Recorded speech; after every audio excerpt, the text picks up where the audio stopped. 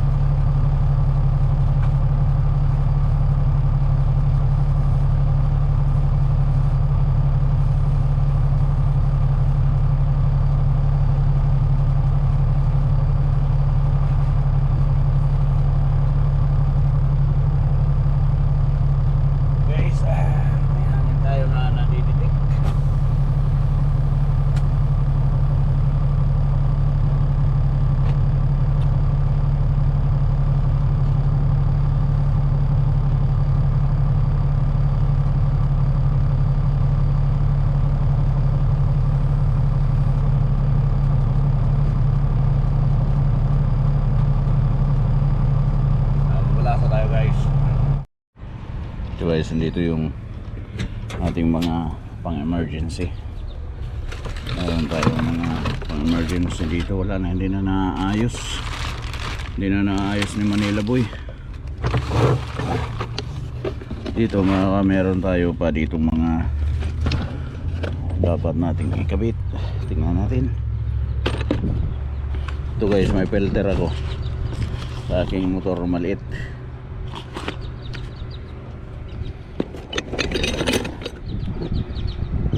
Emergency natin dito. Kaya mga wala na yan, mga sira na. Kaya mga airlines natin.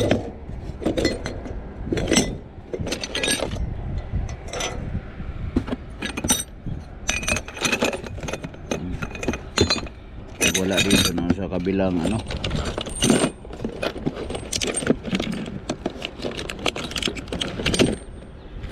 Wala dito.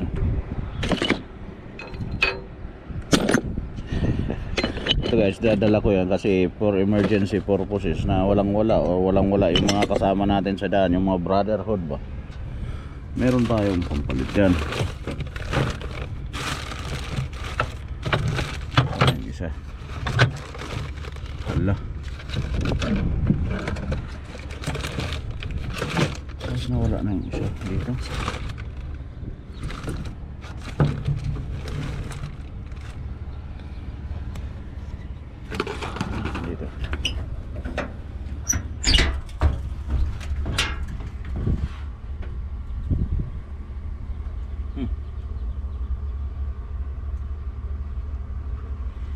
Guys, may mga hose ako panghangin sa truck.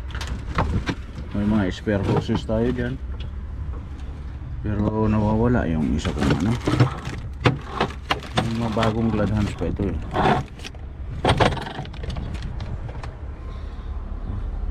Ito, kadena to.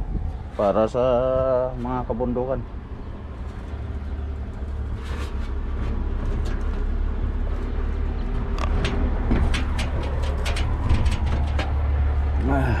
Maghahanap tayo ngayon, magkakalkal. So guys, mga pang testing ko guys. Pang testing yan. Yan. Yan tools ko, dami. Tools ni Manila Boy, Pinoy Heavy Haul, ang dami niyan guys. Meron pa tayo mga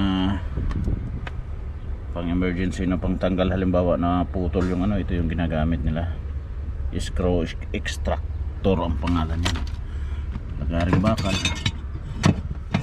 Pero hindi ko alam kung saan ko nalagay yung ano. Ba't nawawala siya dito? Yung isa kong box. Meron pa akong isang box eh.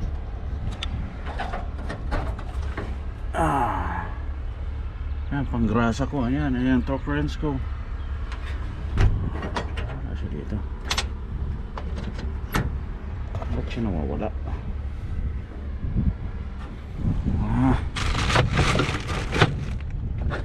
Oh, may mga spacer. Kailangan sa ganyan. Mahilig tayo mag-ipon guys, mag-save ng mga kahit na hindi mo ngayon kailangan, pero darating ang panahon kakailanganin natin, di ba?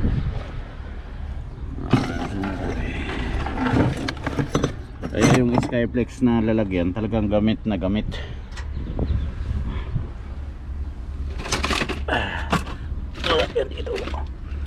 Ito mga tools gamit, dala niyan. Ayan. Sari-sari. Kung ano lang, basta kung anong mapakinabangan dyan na tools, andyan. Kaya hindi tayo natatakot bumiyahe saan man tayo patungo. Meron yata dito pa. Dito yata siya nakalagay. Yan, dito pala yung isa kong box. May filter, air filter. Ito guys, mga pang minus 60 degrees na gloves. Hindi ka maano dyan.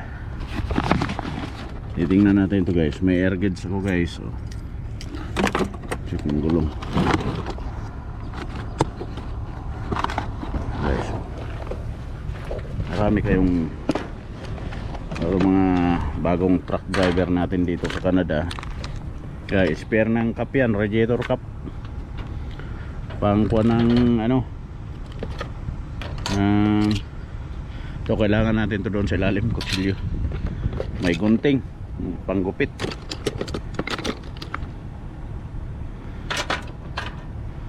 Oh, ito may Lovejoy ang tawag nito. Ito guys ang hinahanap ko. Ito ang hinahanap ko.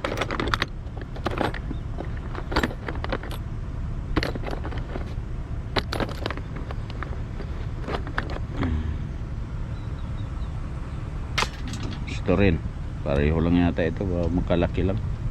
Tingnan natin kung uubra ito.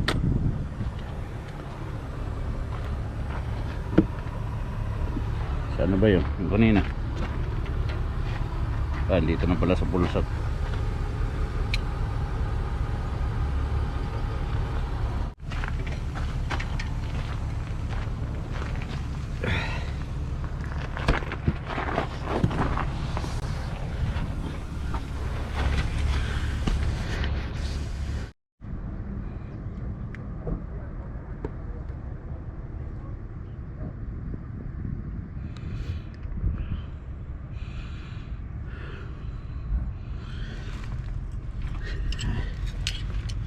Guys,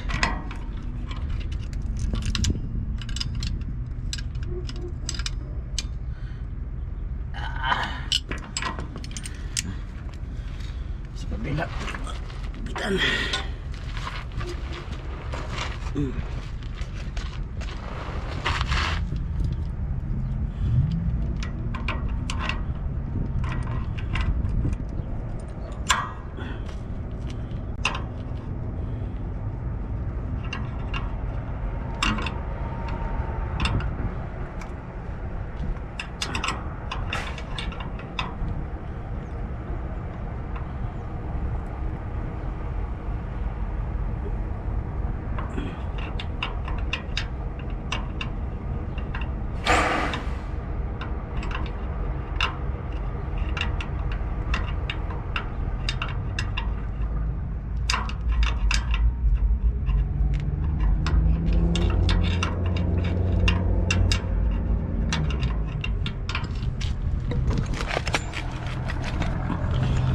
guys, naikabit na natin siya, yung brass na fittings. Ito yun siya, dito siya bumabangga kaya nakakat niya yung ano eh, nakakat niya yung airlines, diba? Ayan na siya, higpitan na lang natin to. Pag wala nang tagas yan, magpapapiesta tayo, wala nang tulo. Joke lang guys, joke lang, joke. Masikip dito sa kabila kasi walang play. Okay, ito muna mapa, sana makita ninyo mga guwapo, mekaniko, driver na, mekaniko pa. Makikita ang Q-line ng ganyan. Pag nagpa-service ka ng ganito, dalhin mo ito sa truck stop, hindi tatawag ka ng mekaniko dito. Walang shop dito sa naparadahan ko, malaking shop. Nasa service ngayon 4 na oras, 2 hours minimum. Magkano na yun? 2 hours minimum service. Service pay nasa $200 siguro US.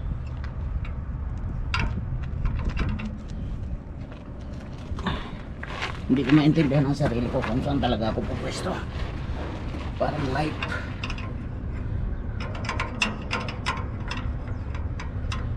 Ganito lang. Nasa Pilipinas kami guys, ganyan mga airlex na yan. Interior lang katapat niyan.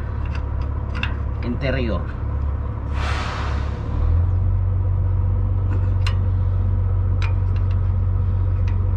Remedy ba? Dito hindi pwede. Kasi pagka nasilip ka ng DOT, meron kang ganyan dyan, hindi maganda ang pagkaano mo. Titirahin ka ngayon ng DOT. Yan guys, okay na siya. Pakita ko sa inyo. Yan. Pero itatry natin kung walang hangin, kasi itong hose na ito dapat dito ito naka-straight talaga ito. Dapat ito wala ito. Ilalagariin natin to, tatabasin natin. Dito maglagari tayo dito, hindi dito. Kaya lang wala naman akong room pagdating dito. Naka-welding ito eh. Winelding ito eh. Kaya pag uwi ko ipapatabas ko ito dito. Tabas ko yan. Mali yung pagkagawa na yun, ganyan. Bata siguro ang gumawa niya. Bata pa. Okay guys, titingnan natin kung okay ba ang gawa natin. Paandarin natin yung truck at tingnan natin. Yan mga idol, wala na siyang tagas dito. Okay na siya. Sa malamig tatagas ito pag malamig. Kaya kailangan ipatabas talaga natin to sa acetylene. I-acetylene dito para makadiretso talaga yung airlines niya. Kasi ito stress siya pagka ganyan. Stress kasi hindi siya diretso dito yo. Kunti lang naman sana tatabasin. Meron sana. Kaya lang yung lagari ko hindi magkasya dito yung kuwang ko. Kailangan acetylene. Ito. Wala na siyang singaw na lang somewhere dyan sa may engine ko, kasi magre-release yung hangin niya sa air dryer. Yan siya, okay na siya, di ba? Walang hangin, walang singaw. Ayun na, wala nang singaw. Sumingaw na doon sa may panhub, air, clutch brake. Okay, good job Graf, good job. Ayan siya sa kabila. Ito dalhin natin dito. Ito pagka hindi ito umobra, ito ilalagay natin. Kasya pala. Ito umobra siya. Ayan na lang. Mas maganda to, quick lang to pang madalian sa tamad ba. Pag wala kang wrench, yan gagamitin mo ito kasi ito dito. wala kang wrench. Yan. Kasi sasalpak mo lang to, tapos yun na, ayos na. Nasalpak mo lang to eh, kabilaan eh.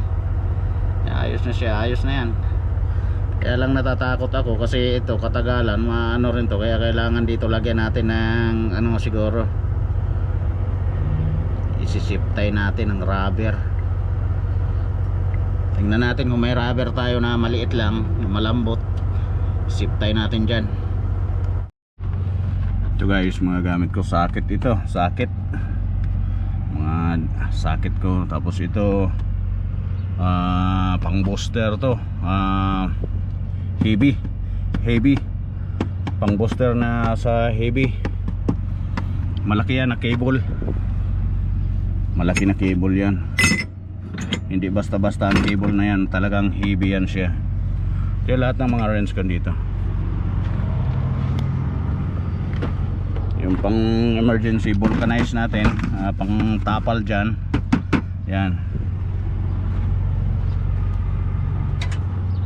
So, kalimutan tong sobrang dami ng gamit ko, kakahulog-hulog na, hindi na malaman kung saan pupunta.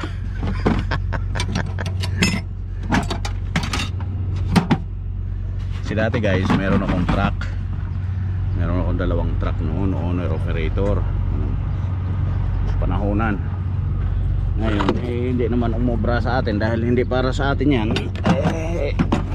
Kuha natin, let go natin, kasi pagka sa atin maluwag ang kalooban natin, o pagka nahihirapan tayo, hindi para sa atin, di ba? Nahihirapan tayo, hindi para sa atin yan. Kaya i-let go natin yan siya. Yan. Tapos itong ating titan na jack, ang bigat na ito. Meron pa akong 20 ton na jack dyan sa taas, dito sa yung mga lights natin, mga spare lights natin yan. Okay, ito guys, meron akong gloves pero hindi ko ginamit kasi alam nyo ba guys, tanga talaga ako. Meron akong gloves para hindi marumihan yung kamay ko, hindi ko ginamit. Ay nako, graph, see, latex yan eh. Ganyan yan, nagamit ko yan siya. Okay, sarado. Ngayon maghuhugas na tayo ng ating kamay na mekaniko. Dito tayo sa Oberlin, umaga na, mag-ano tayo, pre-trip na, at maghuhugas tayo ng ating kamay. Okay, dito i-double check natin dito, okay ba siya dito, ito ba yung ating mga kagamitan.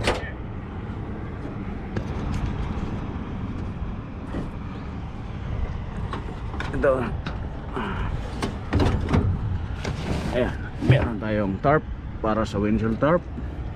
Meron tayong pliers dyan na malaki para sa ating tarchins, just in case. Meron tayong bar dito na malaki. Ito panggrasa ito guys. Di ano yan, di baterya na panggrasa natin.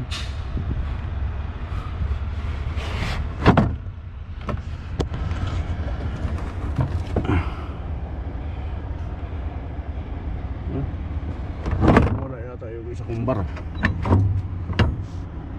See?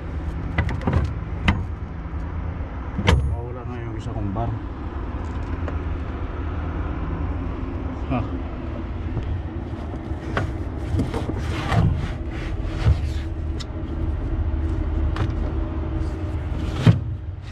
Yung panggrasa ko lang nandyan.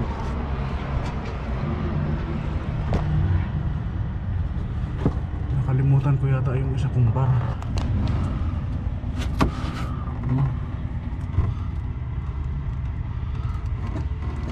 Dito pala siya.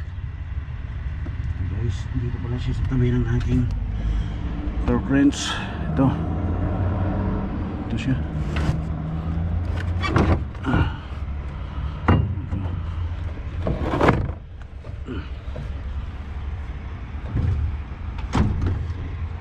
Ang kagandahan sa ganitong headache rack guys, kasi marami kang nalalagay pang emergency.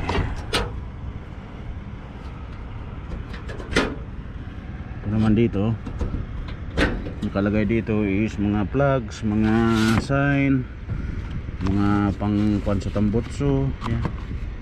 Stocks cover, so nag-loading ka ng equipment, hagdanan, ladder, yan, yan.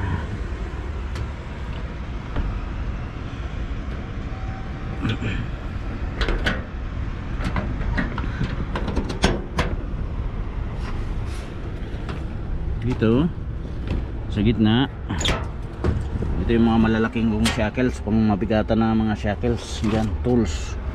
Tapos yung mga oil ko and coolant, grasa andyan guys, meron akong grasa, see, may grasa ko dyan, meron akong mano-mano na grease gun. Kasi guys, truck driver talaga ako. Pag truck driver ka, kailangan kompleto ka ng equipment. Hindi yung differential lang, tatawag ka na sa boss mo, hindi mo kayang gawa ng paraan. Ayos tayo gagawa ng paraan.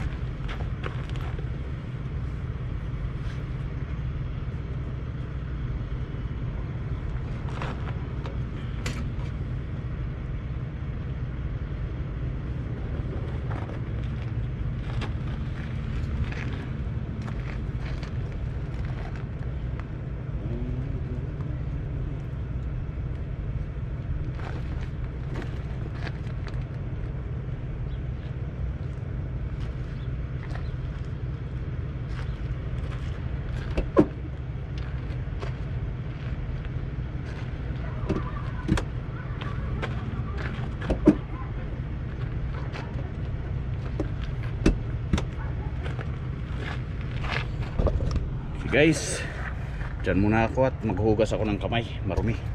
Okay, dyan muna kayo. Okay, maghugas muna ako ng kamay ko. Guys, naglaga nga pala tayo itlog guys. Ayan o, okay, dalawang itlog. Lagat natin yan.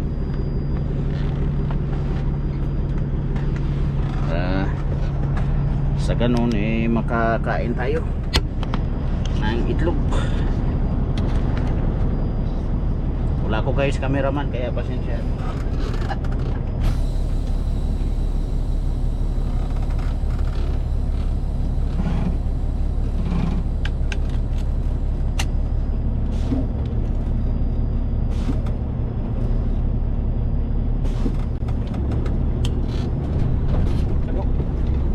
Ulog sa lakas yung truck guys.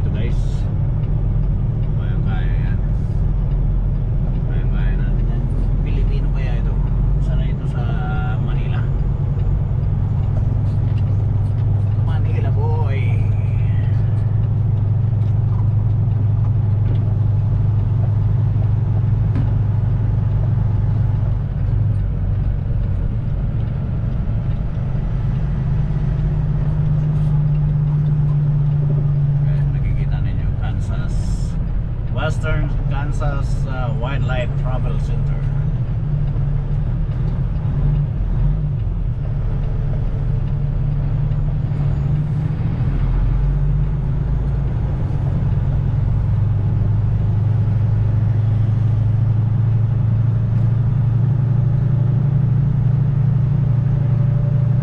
Guys, may namumulot ng basura dito yan. Ganyan ginagawa niya lang dito pagkano. Pulot siya basura.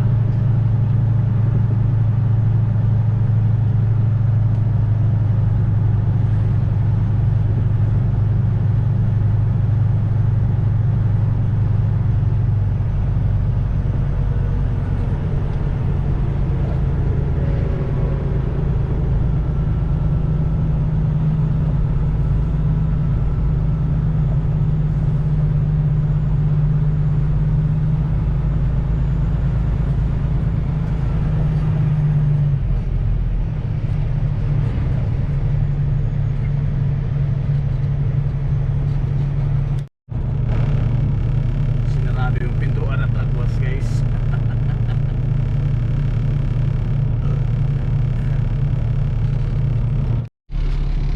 Guys, kain muna tayo guys habang nagantay tayo, patrakwas tayo dyan sa loob.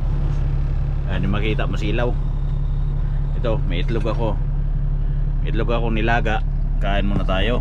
Ito muna yung ating breakfast, guys.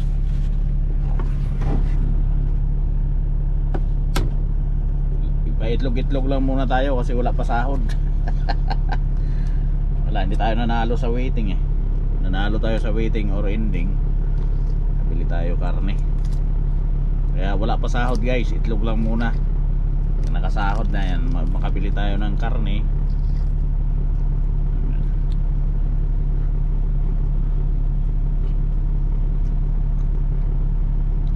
Wala na asin-asin. Pwede na yan, mainit pa.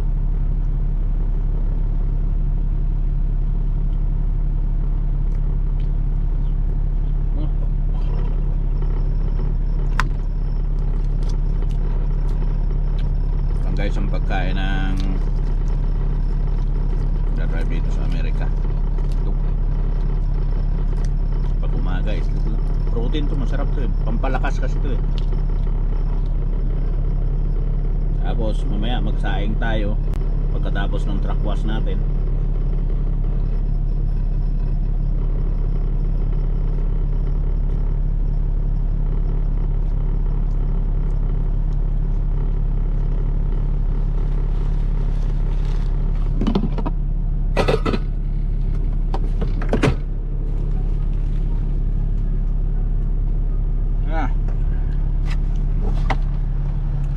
Tago natin tong ating rice cooker dito sa ilalim.